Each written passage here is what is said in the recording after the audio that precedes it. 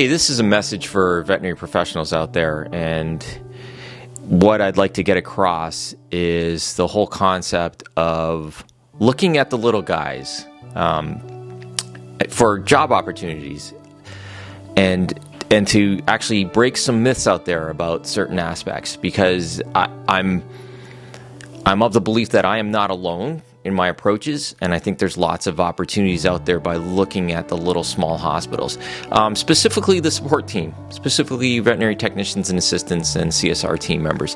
We all agree that the vet profession is incredibly rewarding, but it also has a lot of issues, and I think COVID brought those issues out to the general populace, things that we knew existed already, but I think the stress on the system, so to speak, brought things out. And so I think there's different avenues that I'd like to address today, specifically the concept of work-life balance, hours, pay, benefits, opportunities for growth. I think those are different avenues that we should look at here, and I'm just going to look at what I've done and my approaches to things, and just put that out there for just think about it, just food for thought out there for you individuals out there. So let's talk about number one, scheduling. It is common in the veterinary profession that you guys work horrendous hours, and you guys being everyone on the vet team. So what I did over a year ago, so I think it was July of 21, I decided to cut my hours back. And cutting my hours back meant 9 to 4:30, Mondays through Thursdays, 9 to 4 Fridays, Saturday 9 to 1. So what this did was it created two beneficial things.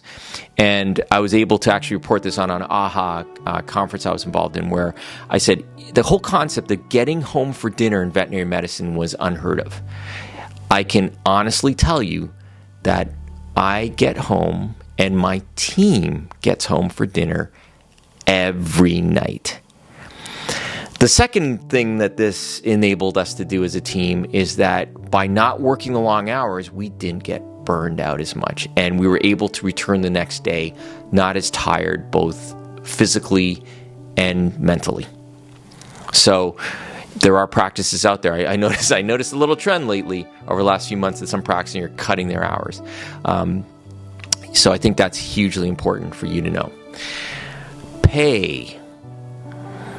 I am a single doctor practice, and I'm just going to throw this out there.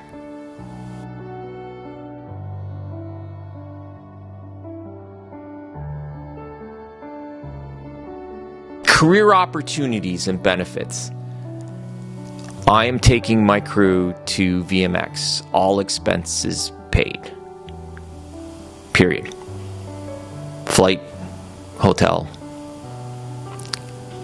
registration fees, and most of the time we meet up for dinner. And I think benefits are all out there as far as, I don't think anyone's lacking on benefits as far as, 401k and healthcare, etc. I think the only thing I'll throw out there, especially for you veterinarians, signing bonuses. Yes, the corporations are giving huge signing bonuses, but with that comes a dedication to their environment for 3 years. And the math I'm doing is, if an associate comes on board and does production, there's no way they can't match that signing bonus over time. So you add to that a work-life balance of the hours provided. You add to that a culture that is completely different. And I think it goes without saying the concerns for culture in corporate versus other avenues. So think about that. That's definitely food for thought for looking at the smaller guy for opportunities.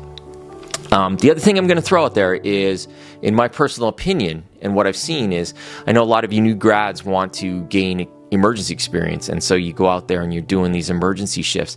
It is, not only is it incredible time consuming for you, I think that given that the system is inundated with patients, there's a lost opportunity for mentorship. And what I'm seeing when I read these reports of emergency situations is there's a lot missing in the thought processes of how to work up that case. And to me, it's no blame to the referral centers. It's just that there's no one there.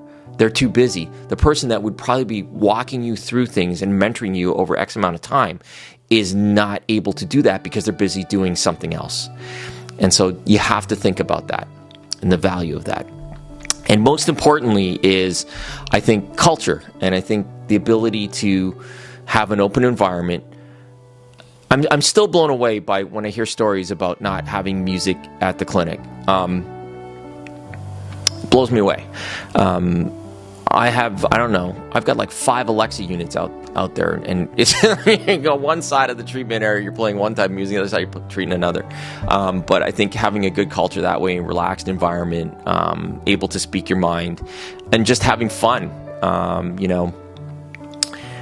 Yeah, I probably have to grow up a little bit, but part of me says, no, I shouldn't have to grow up a little bit. Because being that kid enables you to have a little fun there. So that's what I'd like to throw out there. So just think about it. I think that the little guy like myself is able to offer you much more than you think, both from a lifestyle, wages, and just environment. So think about that. But remember, everyone, love your pet like they love you unconditionally. Have a great day.